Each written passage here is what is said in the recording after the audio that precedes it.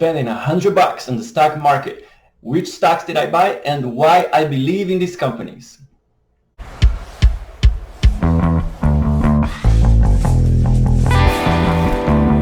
I have a few different investing accounts. This will be the Webull investing accounts that I opened a few weeks ago. I funded the account with $100.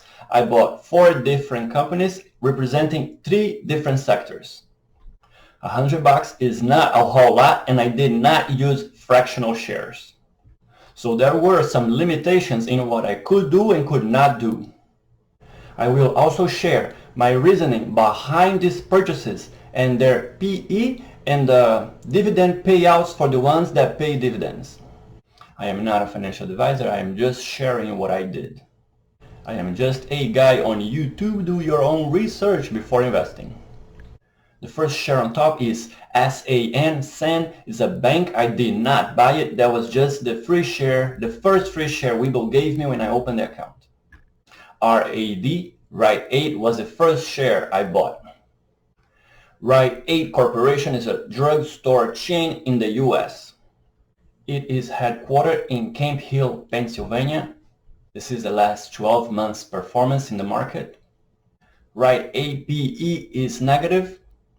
A negative PE ratio means the company has negative earnings or is losing money. While I see potential here, it's probably best not to invest in too many companies with negative PEs. There is competition between drugstores, but every time I go to the drugstore, it is a booming business. People in and out, making orders, swiping cards, or having the insurance pay. Even with this beer bug situation, they cannot shut down. People are coming in all the time. No one can say, oh, I'm going to stop taking my allergy pills, or let me stop taking my heart medications.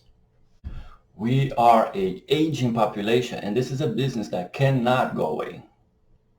While I could choose to go out for dinner or choose to go to the movie theater, it's hard for me to choose between taking my medications and if I choose not to take medications, the consequences could be real bad. If you enjoy making money, saving and investing, drop a like, subscribe and hit the bell so you get my next video. I also share this video with a friend. It could be of interest to somebody and it helps the channel grow. My second buying pick was 2 shares of EPD, Enterprise Products Partner. EPD is an American midstream natural gas and pipeline crude oil company. It is headquartered in Houston, Texas, and in 2004 it acquired GulfTerra. I had never bought gas companies before, but in this situation at 50% off, I went for it. Buying at a percentage off, there is margin for error, and in my opinion, as the economy picks up, the usage of cars will increase. I believe one day all the used cars, or maybe 80% of the cars, will be electric, but I don't think that they will be this year or even 2 years from now. The PE is at 8.5, and I believe it's like that because everybody got scared and sold their shares. Maybe they bought at the moment the overpriced stocks in the technology sector. Like Apple, which is a company that I love so much, and Apple is my biggest position, but I remember a while back buying each share under $200 and now each share is almost $500, so it feels weird to me to keep putting money there. EPD dividend payout is at 10%, $1.78 per share. While dividends is not the main reason I buy companies, it is nice to see dividends getting deposited into the account. My third buy was BAC, Bank of America. Bank of America is a multinational investment bank and financial services company. It is headquartered in Charlotte with central hubs in New York, Dallas, Toronto, London, and Hong Kong. It was founded in San Francisco and it is the second biggest banking institution in the US, right behind JP Morgan Chase. And it is the 9th largest financial institution in the world by revenue. Bank of America services approximately 11% of all American bank deposits, in direct competition with Citibank, Wells Fargo, and JP Morgan Chase. Its primary financial services revolve around commercial banking, investment banking, and wealth management. I have been holding Bank of America shares for a few months now. The banking sector has been hurt dramatically. I had never held bank shares before until the beer bug hit. Once I saw bank shares at a discount price, I invested on them, but Bank of America looks different from all the other banks. While they could cut their paying dividend at any time, so far it looks safe. Usually the dividends is the first thing that goes once a company starts struggling. Bank of America is also sitting on cash in case of an emergency, and that is a great sign. All companies need to be profitable to survive, but a cash reserve could carry them for a while if needed.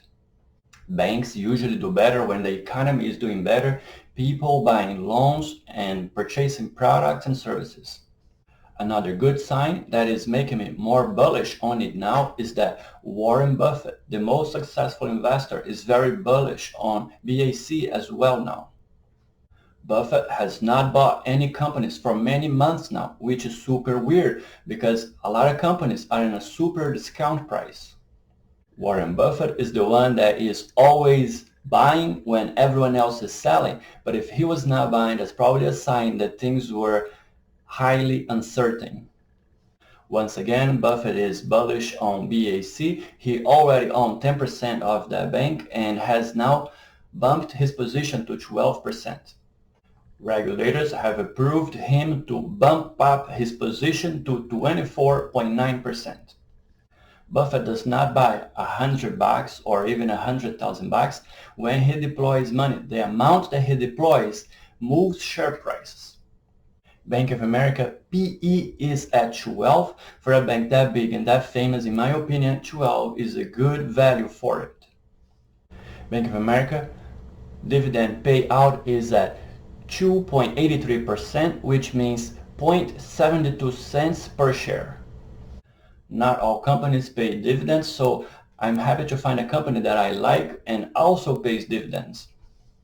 The last thing I will mention about Bank of America is that I am a customer. I have been doing business with them for years and I like them. All companies need to make money, and not differently, Bank of America, like many other banks, charge fees, but Bank of America provides ways around those fees. If you do a certain amount of business with them, the fees get waived. But even when I joined as a college student, that was my way around those fees. The students got breaks, and by just being a student, all my fees were waived. And then later on, I remember at some point, they had a program as promotions change. If I use the ATM and my phone instead of a teller, all my fees will be waived. And then eventually it changed again. And I think if I had a certain amount that in my account wouldn't go below that amount, I would pay no fees as well. The last and fourth company I invested in was TEVA. TEVA Pharmaceuticals is an Israeli-American pharmaceutical company with dual headquarters in Israel and Parsippany, New Jersey. Doing research for this video, I found out we were neighbors. TEVA is a global leader in generics and one of the world's leading pharmaceutical companies. I really enjoy generic medications because it gets crazy how expensive medications get to be. The lower a company can bring the cost to make a product, the lower they can afford to sell it and still be profitable. In my opinion, this is a huge moat. A moat for a company is similar to a castle's moat, something that will protect it from other companies and competitors. The PE is negative, so maybe I would not have this company as my biggest position, but I do see potential here.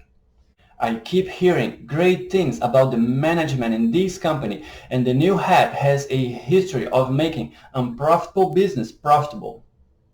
These were the 4 companies that I bought. If you agree with me or not, leave your comments, thoughts, and opinions in the comments below. I do care about what you think and other people's insights. Even if I don't agree, I will read it and reply. Thank you so much for watching this video. There are a few other videos coming up on the next screen. Have a wonderful day.